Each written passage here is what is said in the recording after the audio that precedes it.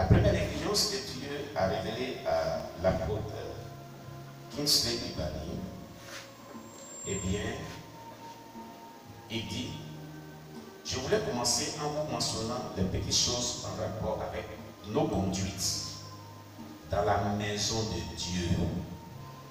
Nos conduites dans la maison de Dieu.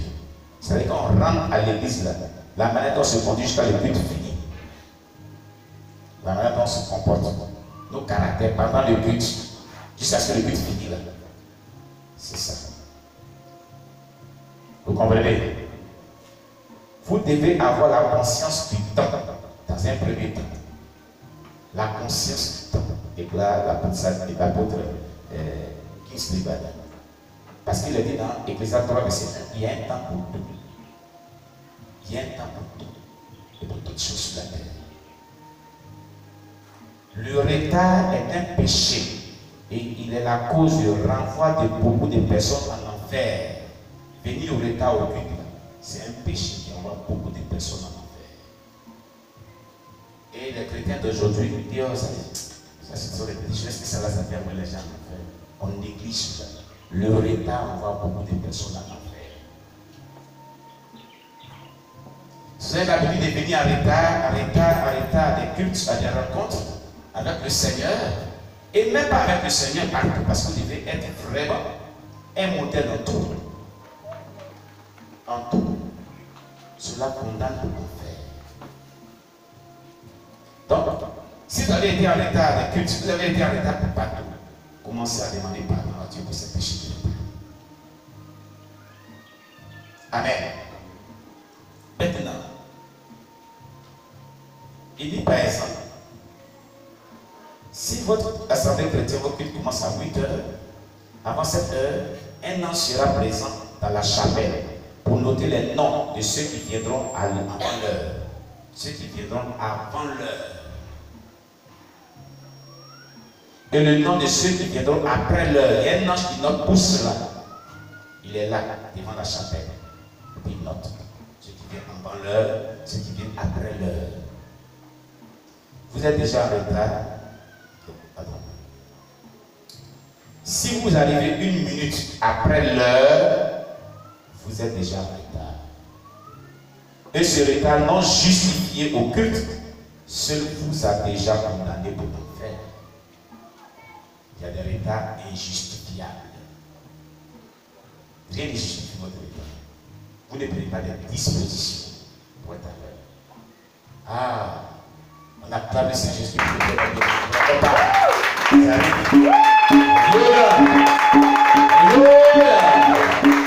voilà Jésus.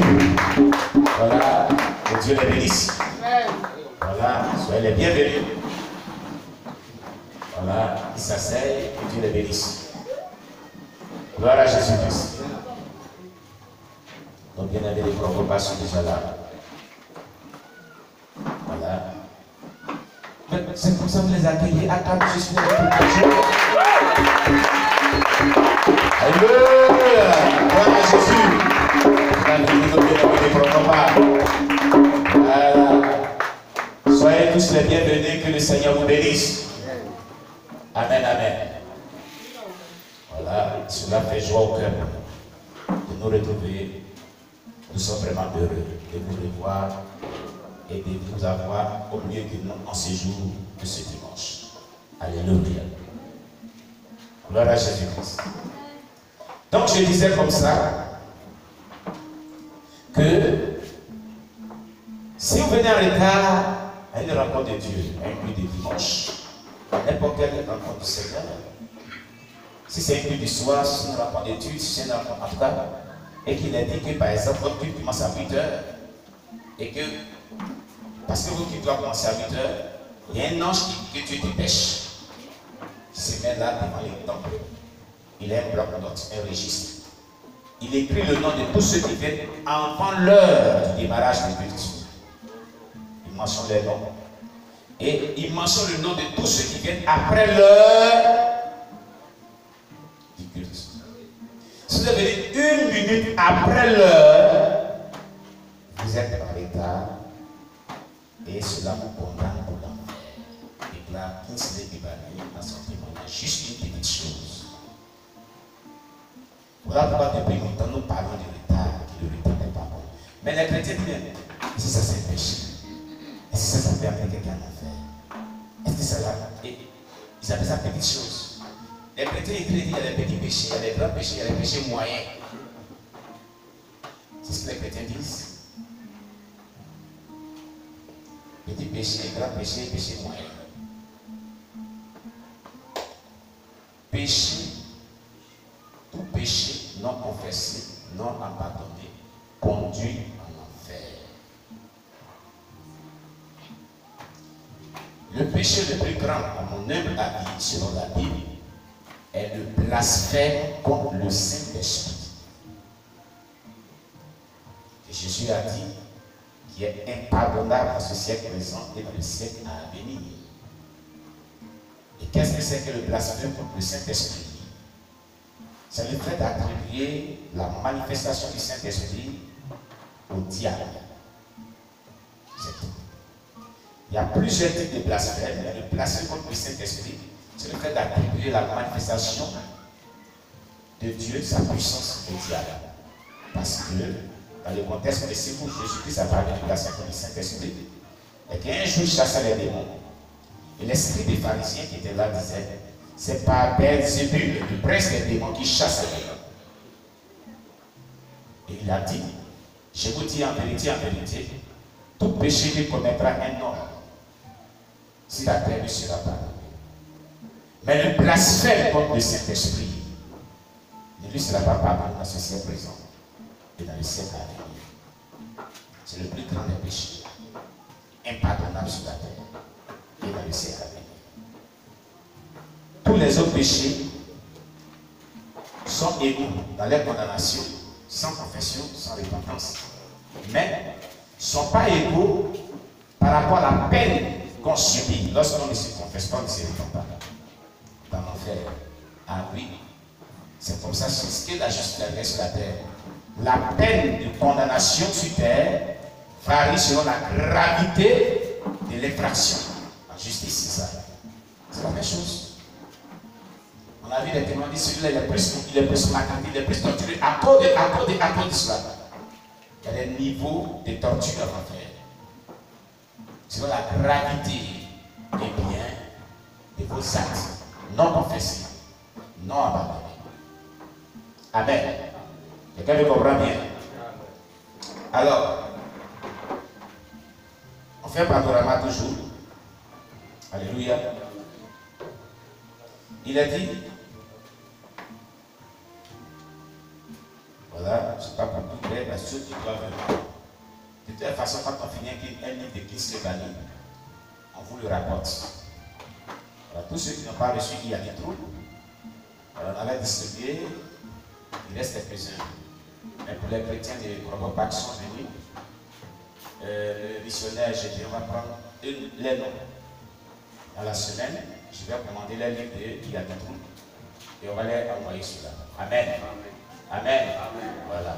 Ceux qui ont payé, ils ont eu la grâce de venir nous voir ici, ils sont effectivement bénéficiés. Les autres, ils n'ont pas.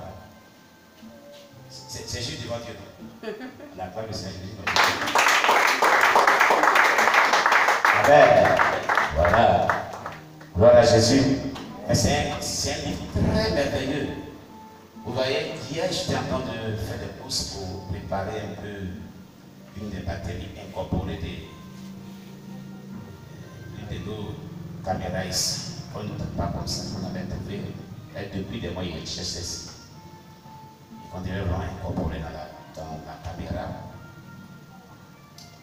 Un pasteur à Beauville m'a appelé. Le pasteur Abakouk. Le pasteur Abakouk va me dire comme ça. Le pasteur, vraiment, la dernière fois que tu es venu à Abidjan, tu m'avais dit, mais j'avais vraiment, j'étais tellement péché que je ne suis pas pu vivre. La prochaine fois que tu viens, il faut me signifier. J'ai quitté la Beauville. Vraiment, ne dites pas que vous ne faites pas un travail merveilleux. Tous ces livres, j'en ai reçu que 4 maintenant, hein, les livres de Kinsley Ibani que tu m'as envoyé, j'ai reçu. Et oui, on est au 4e livre qu'on vient de distribuer, de partager les autres. Alléluia. Gloire à Jésus-Christ. Mais ce livre-là, il y a des troubles là, il est très profond. Tous les livres sont bons, hein? Mais il m'a amené à comprendre et à arranger certaines choses dans ma vie. Et ne pensez pas que c'est à nous ce que vous donnez. Mais quand nous le recevons, nous le faisons comprendre à tout le monde. Nous le partageons aussi à tout le monde. Nous partageons ce qui va tout le monde. Donc le travail que vous faites amène beaucoup de personnes à se repentir, amène de l'ordre dans la vie, à se sanctifier quand il débouche cette affaire. Et plusieurs personnes se convertissent. Il dit, oh, merci mon frère. Si on pouvait avoir chaque fois ce genre de parole encourageante, ça nous fortifie davantage. Lorsque nous étudions ces livres-là, quand nous les lisons simplement, ça nous amène vraiment encore à augmenter la crainte de Dieu dans nos cœurs. Nous qui cherchons le ciel. Et nous nous sanctifions comme ce doit. Nous nous débrouillons comme ce doit. Amen. Alléluia. Donc, alors, il va nous dire ici que notre manière, notre conduite dans l'assemblée, dans la maison de Dieu. Alléluia. Il dit aussitôt que vous entrez dans l'auditorium ou le hall de l'église, donc dans l'église, on attend de vous que vous vous asseyez. Dans le ciel là-bas, on attend de vous que vous vous asseyez. Dès que vous rentrez dans l'église, c'est que le ciel, les anges de Dieu attendent de vous là, c'est que vous asseyez. Convenablement, en vous asseyant sur un siège de devant. C'est-à-dire, vous êtes venu, il y a les chrétiens, il y a les sections devant, mais ils peuvent s'asseoir au milieu, ou bien à côté là-bas, ou bien derrière, alors que les sièges de devant ne sont pas occupés. Vous venez vous occuper, vous êtes le premier à venir, vous venez vous occuper le premier siège. Celui qui vient, il s'assoit auprès de vous, deuxième siège. Celui qui vient, troisième siège. Celui qui vient, quatrième siège. C'est 10 secondes comme cela, comme cela, comme cela. Et vous faites la même chose jusqu'à ce que tout le monde s'assied. C'est ce que Dieu dit, il a rendez-vous depuis le ciel. Vous n'avez pas vu ça? Quand vous avez vu? Si. Vous n'avez pas remarqué cela? C'est depuis dimanche passé. Maman parlait de ça tout juste. Depuis il y a 2 ans en arrière, je crois, maman Anastasie en a parlé ici dans son témoignage. Et depuis maman Anastasie, maman Anastasie, on parlait de ça ici. Hein. Mais les gens ne prenaient pas ça au sérieux. Quand maman Anastasie est venue dans son témoignage, maman Anastasie est une ex-sataniste, pour ceux qui ne la connaissent pas, ex-femme de Lucifer dans le monde entier, qui a fait le satanisme pendant 35 ans. 35 ans de satanisme. Elle était la femme de Lucifer. Elle avait tous ses agents qui collaboraient avec elle dans les églises. Il n'y a pas d'église où elle n'a pas travaillé ces agents-là. Contre l'église. Il dit donc vous allez infiltrer l'église Révolution Baptiste. Elle dit mais j'étais dans le département d'évangélisation de Révolution Baptiste et j'étais une grande sataniste. J'ai attaqué l'église. Ça m'a choqué. Je lui ai dit mais comment tu faisais? Église Révolution Baptiste qui est vraiment très sévère comme ça là-bas. Elle dit mais si les femmes et certains pasteurs venaient y rentrer, on va y rentrer. Mais je ne vais pas déballer comment elles sont rentrées. Je vais te déballer ça pendant le témoignage. Et pendant le témoignage, elle a relaté comment ils infiltraient l'église et comment ils s'asseyent dans l'église et comment ils travaillent dans les églises. C'est elle qui disait d'abord, premièrement, elle parlait sur cet aspect. Quand dans une église, déjà il y a ce genre de désordre, il y a une porte de c'est un péché, le ciel n'est pas content. On invite facilement. Que le serviteur doit être vraiment strict dessus. Le désordre déjà est un péché. Il nous donne une porte d'ouverture pour pénétrer dans l'église. Et c'est à ce niveau qu'elle parlait dessus. Vous comprenez? Car quand il y a le retard, et ici il y a un petit qui confessait. Voilà. Viens. Viens, Joël. Viens. Dépêche-toi, viens. Ah d'accord, il porte ses chaussures. Ce petit, nous sommes encore toujours en train de faire sa délivrance. On est dessus. Mais il y a quand même une grande amélioration. Alléluia. Voilà. C'est un petit petit qui a confessé ses méfaits dans l'œuvre des ténèbres. la sorcellerie. Sa profession est sur la chaîne YouTube. Dépêche-toi. Amen. Alléluia. Et il a été rejeté par plusieurs tuteurs à cause de cette invitation sorcellerie. Amen. Et donc, quand on lui a dit qu'il va vraiment rester chez un pasteur pour fréquenter cette année, il dit qu'on lui a dit de venir me tuer.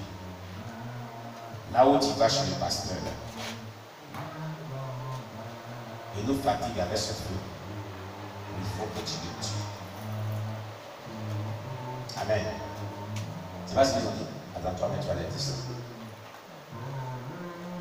Toi, tu parles. Qu'est-ce qu'on dit quand tu venais ici?